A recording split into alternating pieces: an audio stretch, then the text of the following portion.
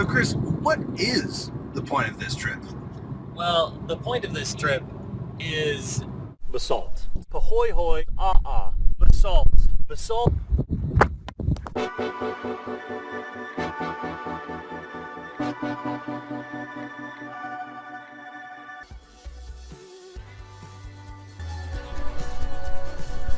So this is classic basalt. Hi everyone, my name is Dr. Chris Spencer.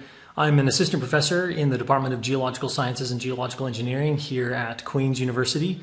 My main focus of research is trying to understand global tectonic processes utilizing geochemistry, something that I like to call tectonochemistry.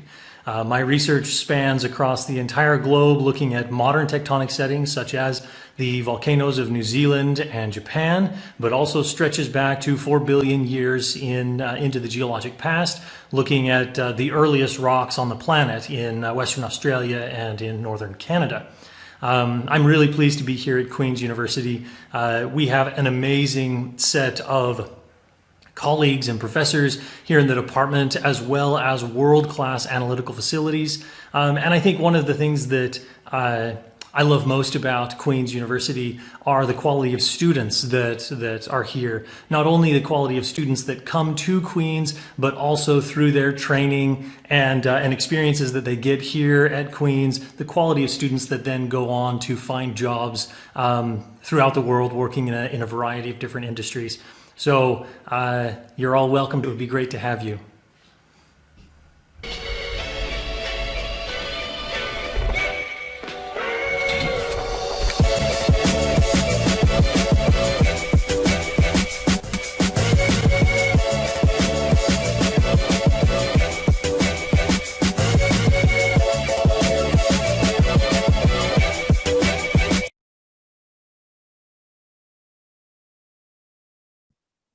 Hi everyone, it's me again, Dr. Jennifer Day, and in this segment I'd like to tell you a little bit about my research here in geological engineering. My research is in the Queen's Geomechanics and Geohazards group and focuses on rock engineering. I'll talk to you about two major branches of my research that both focus on characterizing and understanding the behavior of very complex rock masses. The first type of research is structural geomechanics. And in this, we try to predict how and when complex rocks might collapse. This has applications in mining, tunneling, hydropower caverns, nuclear waste storage, and more types of excavations around the world. There's three major components to this work, starting with desktop and field site investigations, where we travel around the world to various sites to observe the rocks and field conditions, and collect rock samples to bring back to Queen's for the second part, which is laboratory testing. In lab testing, we look at both geotechnical lab testing, where we test the strength of these rocks in different configurations, and we also look at geological laboratory analyses to look at the microscopic components of these rocks at elemental and mineralogical scales. All of this information feeds into numerical models where we use the information we've collected to try to best approximate and predict the behavior of these rock masses in the excavations we're considering. The second branch of my research has to do with shoreline geomechanics, where in this case we look at predicting how and when natural wonders might collapse. And these include sea stack geological formations of natural structures along shorelines, such as the Hopewell rocks shown on this slide. And in this case, we use drone-based photography in the field to make 3D models on computers in the lab. We collect rock samples from these sites as well to do laboratory testing of rock strength, as well as other geological properties such as mineralogy and composition. We use this data combined with erosion and climate change data to create numerical models that predict failures of these natural structures. And ultimately, the goal of this work is to assess the risk to public safety that these structures pose in areas that are very popular for geotourism. Thanks for watching. If any of this is exciting to you, I really encourage you to consider geological engineering as your engineering discipline of choice.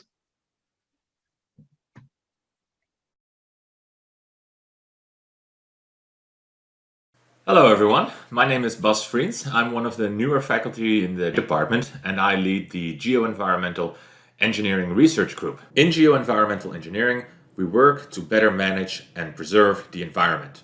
We look at both subsurface and surface environments, so groundwater, surface water, soils and sediments, and we look at both local, regional, as well as global scales. As many of you will know, the quality of our environment can be degraded, either from natural processes, climate change, or direct human activities, for instance through contamination.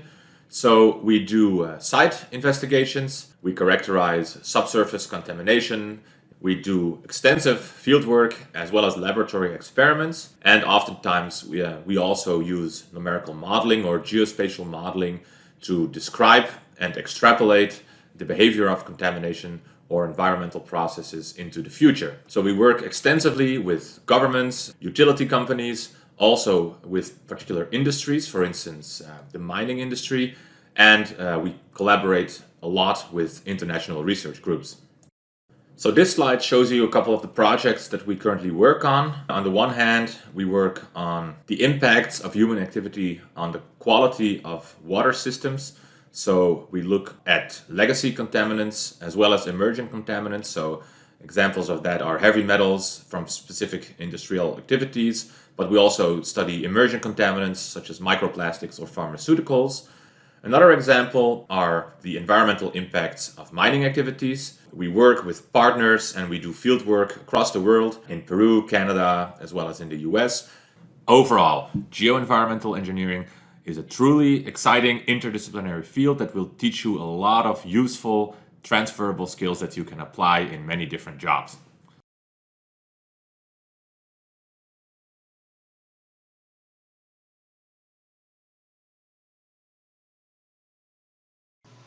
Hello everyone, my name is Omnat Gargi. I am an assistant professor and a digital art scientist in the Department of Geological Engineering and Geological Sciences. I did my undergrad in civil engineering with geotechnical engineering as the major at Tribhuvan University in Nepal. I obtained my master's degree in earthquake engineering from the University of Tokyo in Japan.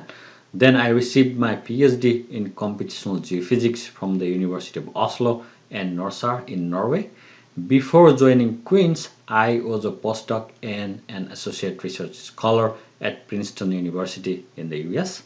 I use high-performance computing to tackle the challenging problems in geophysics and geotechnical engineering, such as microearthquakes, inelastic gravitational wave propagation, post-earthquake relaxation, glacial isostatic adjustment, and gravity magnetic anomalies.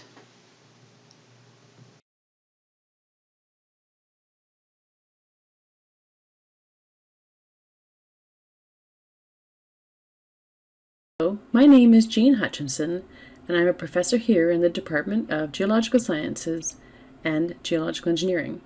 In the next few minutes, I'm very much looking forward to giving you a very brief overview of the kind of research that I do here at Queen's with my graduate students and with some undergraduate summer students. It's a fascinating project related to rock slope instability as it affects the main railway corridors that cross Canada.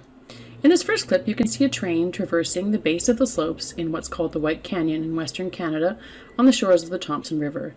You can see it snaking through the canyon below steep slopes like this, which can produce rockfall down onto the track or, in many places, passed over the tracks by the rock sheds that you see here. One of the things we can do is think about the potential for failure. And what you see in this one is a failure that has occurred in another area of the track, landing rocks onto the track. So what we do is work with remote sensing techniques like LiDAR and photography to understand the geometry of the slope. We can then also look at changes in the geometry over the time to see where we've had loss, blue and purple, and gain, orange and green on the slope. This then permits us to understand where failures might occur. You see one here that is being analyzed in back analysis, where we're able to look at the kind of rockfall that occurred, model it using physics engines, and think about how it will affect the tracks or the rock sheds below. Over many years of change detection, we're able to focus in on parts of the slope which are more active than others. You can see many small events that are quite dispersed here. They're not really of concern. What is of concern is locations where there's a lot of activity, of accumulated material moving down onto the tracks below. Again, many locations are protected by ditches, you can see that here, and by rock sheds. But one of the things we want to understand is what else might be done in these areas, and where else should additional mitigation be done. Mitigation can include things like rock fences. You can see one here, high energy rock fences, or walls between the slope and the track. And you can see here how this area is protected by those types of features. I hope you'll have seen over the last few minutes the wonderful research opportunities that exist when thinking about linear infrastructure that crosses Canada. The tools and techniques that we've applied and the exciting geological settings in which we're working create a very interesting research environment and a terrific opportunity for people to become involved. So I hope very much that you'll join us in geological engineering here at Queen's, and if you do so, I look forward to teaching you in classes in next year and beyond. Thank you very much for attending tonight, and I hope that you'll join us in the future. Take care.